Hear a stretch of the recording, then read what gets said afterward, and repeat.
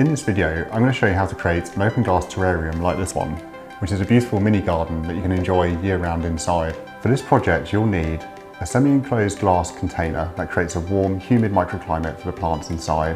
You can choose a jar with a lid, a glass vase, or buy one of these glass terrariums. Gravel, activated charcoal, compost which is appropriate for the plants you've chosen, small plants for your terrarium, decorative mosses or pebbles if you like.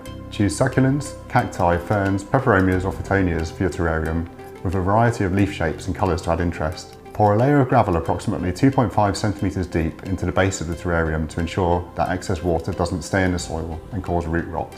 Add a thin layer of activated charcoal to prevent the growth of fungi, bacterial growth and any odours.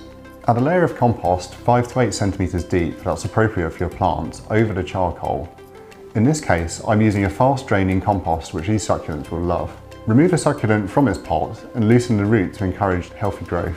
Place the plant in the terrarium and firm the compost around the base of the plant with your hands, or you can use chopsticks if it's too small to work with your hands.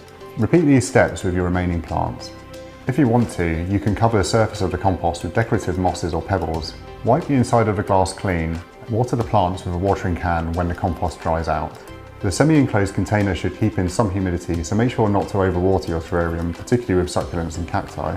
So I've chosen to plant this terrarium using succulents because they're really easy to grow. They just like full sun and a little bit of water whenever they dry out. But if you forget to water them now and then, it doesn't matter. And now that it's finished, just plonk it onto a sunny windowsill unless you chose plants like ferns and mosses that like shady conditions where they'll be happier in indirect sunlight.